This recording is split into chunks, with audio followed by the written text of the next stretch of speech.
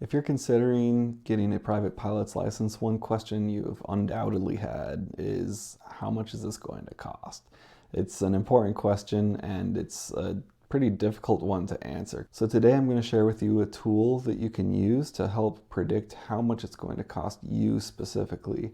It's the same technique I used to predict my costs when I started training, and it got me an estimate that was actually pretty close to what I ended up spending. First, I want to take a quick moment to talk about how you should not estimate your cost.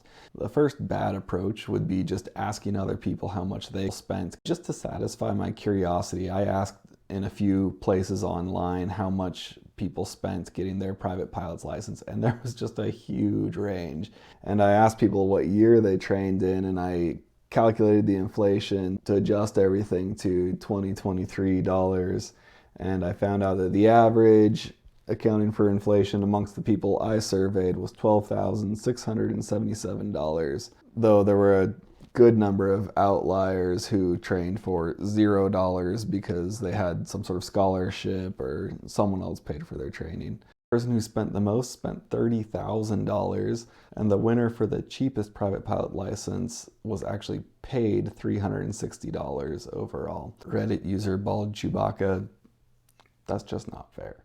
Also, I've got to give a shout out to the Facebook user who replied with this comment. I got a good chuckle out of that. So I guess there you have it. A pilot's license costs between $30,000 and negative $360. And I suppose that's a pretty safe estimate, but it'd be nice if we could narrow that down a little bit.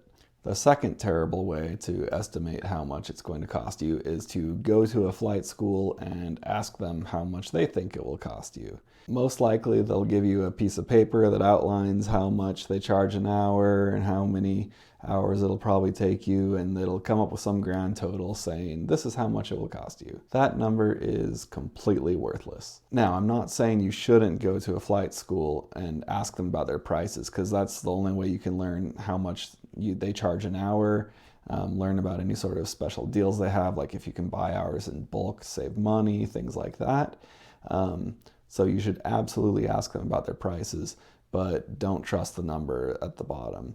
They don't know exactly how you are going to do your training, and two people at the same flight school could have very different total costs. Also, they're kind of biased because they want you to train with them, so they're gonna give you a lower number than is most likely realistic. So your costs are going to be very specific to you, and it depends on where you train, how often you train. My recommendation is that you take a moment to pull up this spreadsheet I've created for you here and start filling it out and get a good estimate.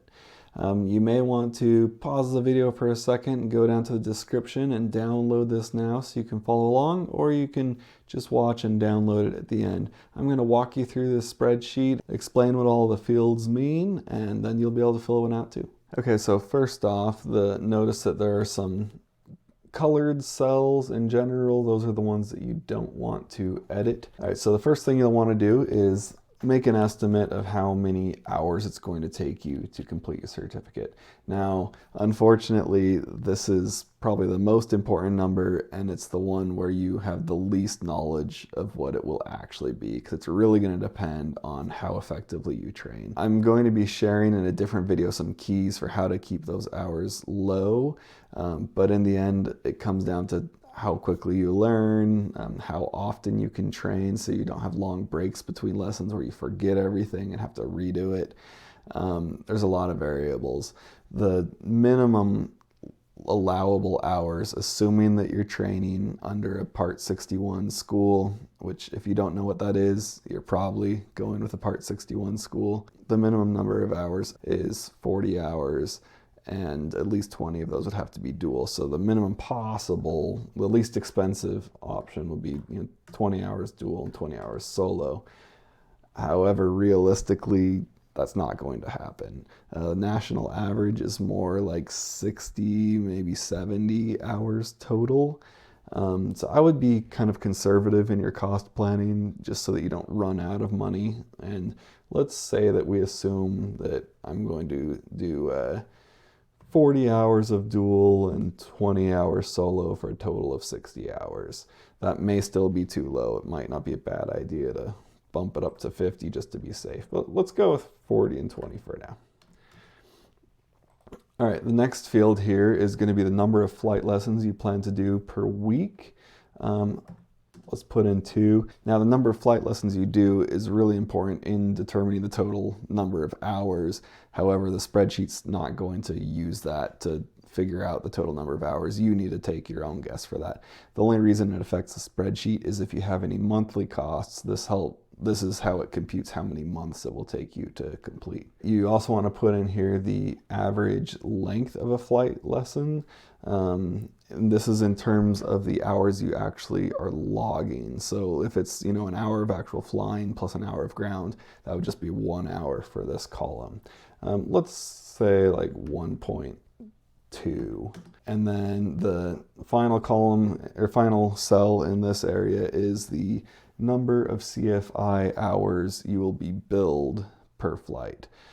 So if your CFI only charges for the time you're actually logging, then this would just be 1. Even if they're spending more time on the ground, if that's how they bill, it'd just be 1. But most CFIs are going to charge for the time they spend on the ground as well. A safe estimate is probably to say there's going to be about 1 hour of ground per every hour of flying, because that also includes time that they're helping you fuel the plane and pre-flight the plane and things like that. So I would go ahead and put in 2. If you don't know, that's probably a pretty good safe guess. And then we're done. So now it tells us that on this schedule, it's going to be 25 weeks to complete, which is 7 months total. All right, the next column is the non-recurring costs. So this is all of the costs that you're just going to pay once. So you've got ground school. And note this little comment here. I have a link to a really cost-effective ground school I came across from Part-Time Pilot.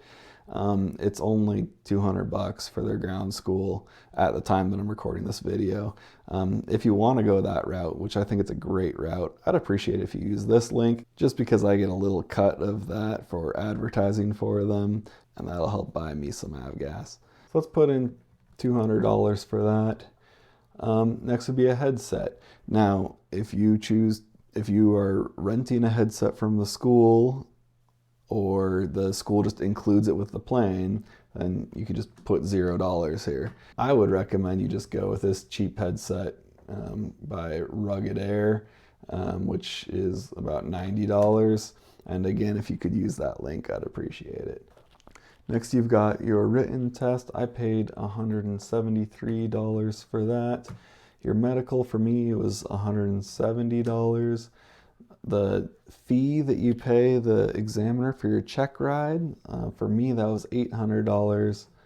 And then we've got, little bits of gear, like let's say a sectional chart, it's like $10. Chart supplement, like $10. And let's say you got a plotter for free from your friend who's a pilot, that'd be $0 there. Let's say the flight computer. Books, you don't necessarily have to buy any books, but let's say you spend $20 on books, and maybe you want a knee board, maybe that's another $20, or maybe you don't. Let's say you didn't want a knee board, you just can use your old backpack. And I'm going to start off with the kind of most basic case, which is we're just renting an airplane, so we won't have an airplane purchase or a club buy-in. And then down here, you have your total for all of your non-recurring costs. All right, here would be your monthly costs. Now, for some people, this might be $0. In my case, I joined a club, so I paid $250 a month to be a member of this club. If you're renting, you may elect to get some additional renter's insurance. In that case, you might put it there. If you bought a plane, you might include your loan payment there. There's other things you may include. For the most basic case of renting, let's just leave this whole column blank. Next, we have our hourly cost. So if you're flying with a school, they'll probably be able to tell you exactly what your hourly rate is. Let's say that we're paying $150 an hour for the airplane. So important things to note when you get this quote from a flight school or whoever you're renting from. Sometimes they rent with a dry rate, sometimes it's a wet rate. A wet rate means gas is included, dry rate means it's not. So if it's not, then you'll want to add in an estimate of how much gas you're going to be paying for as well. Also, you should note whether they're basing it off of Hobbs time or tack time. This column is going under the assumption that you are saying your cost per hour that you actually log, which is basically Hobbs time. If they bill by tack time, you're going to want to modify that number so it becomes a good estimate of what you'd be paying for Hobbs time. I found in my training that for every hour of Hobbs time, I put on about 0.8 hours tack time. But just keep it simple. Let's say that we're paying $150 an hour wet based on the Hobbs time. And that could be everything we do in this column. All right, next you've got your CFI hourly rate. This one's pretty straightforward. It's just how much does your CFI bill per hour.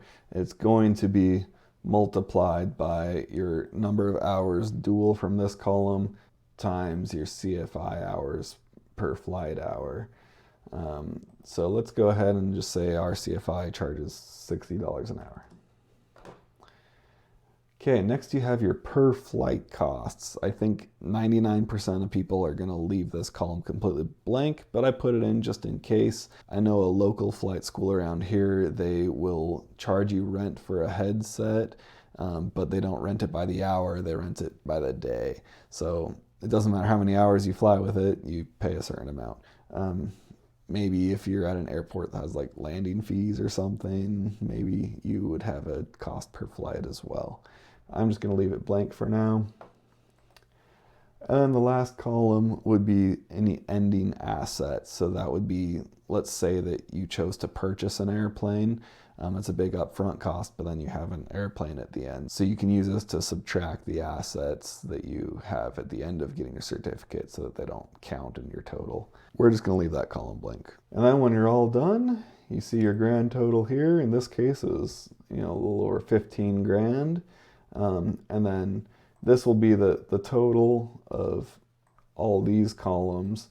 And then I also keep track of the total of those minus this ending assets separately, just so you can see like how much did I actually spend and how much did I spend on not including those assets, which in this case are the same. The next thing I'd recommend you do is that you use this to compare multiple options. So fill this all out and then go ahead and copy the whole slide. So we'll say that the first one was renting a 172, and then let's say that the second option was buying a Champ. All right. And then you can make some comparisons here. So let's say that if we bought the Champ, well, it's a tailwheel airplane, so maybe we're going to assume that it takes us a little bit more training. So let's say that, just numbers I'm making up here, let's say that takes you an extra 10 hours. So I'm going to say that it's 50 hours of dual. And let's also say, though, that since it's my airplane and I don't have to schedule it, I now can do 3 flights per week instead of 2. And now my non-recurring costs, there's a few ways we can do this. We could put the whole purchase price in the recurring cost, or we could just put the down payment and then have the monthly payments be in the monthly cost. It's kind of up to you how you want to do it. Let's say that we decide to put down a down payment of 10 grand and the whole thing costs 30 grand. So I could choose to put the 10 grand up here in the non-recurring costs. And then now we've got some additional monthly costs. Let's say that our loan payment is, $400 per month, and our insurance, maybe that's $100 a month. These are numbers that I'm completely making up. You'll have to do your own research. And maybe I want to set aside $100 per month for maintenance. And if I'm going to park it on a tie down outside, the parking's probably pretty cheap or even free. But if I decide that I need a hangar, that can be pretty expensive. Let's say Since a Champ is a fabric airplane, I probably wanted a hanger. Let's say I found a good deal and it's $300 per month. So our monthly expenses came up to $900, but the big benefit here now is I don't have to pay for any rent. I may choose to put maintenance in the hourly category for here, but I already added into the monthly, and let's say that I'm okay with that estimate. In that case, my only hourly expense is gas. A Champ only burns like 4.5 gallons per hour, and here gas is around like $6.50, so we're saying, yeah, it only cost me like less than $30 an hour to operate this. Again, these numbers could be wildly unrealistic. I'm just giving you an example. All right, let's say my CFI cost is the same, don't have any per flight costs, and now I'm going to estimate how much equity I have in the airplane at the end of this. So it's probably not going to be exactly what you put into it, because some of that was going towards interest. Though also airplanes tend to appreciate over time. So I'll let you decide how to figure this all out. But let's say I choose to just say that my down payment plus the monthly payments comes out to about my equity. That plus that times that. So let's say I have about 12 grand in equity. So now I come down to my grand total, and of course it cost me more total because I bought an airplane. But once we subtract out the cost of the airplane, now it's 12 grand, whereas the other one was 15 grand. Again, I'm not saying go buy a Champ. These are just examples with numbers I made up. But the point is, this spreadsheet is really nice for comparing multiple options and getting a pretty good estimate of what it's actually going to cost you. Now, before I started my training, I did this numerous times, so I don't have one amount that I can point to and say, oh, my estimate was off by this many dollars, because I ran so many scenarios. I didn't really have one final estimate, but my estimates came in, between 9,000 to 13,000, depending on when I was doing it, and I think they mostly kind of settled around the a little over 10 grand range, which turns out to be just about what I spent. It was about 10 grand, a little over 10 grand. And I have a video that breaks down my total cost into excruciating detail, and I'll have a link at the end of this video to that so you can watch that as well. But anyway, let me know how this works out for you all, or if there's any suggestions that I can use to enhance my spreadsheet. And happy flying. Good luck on your training.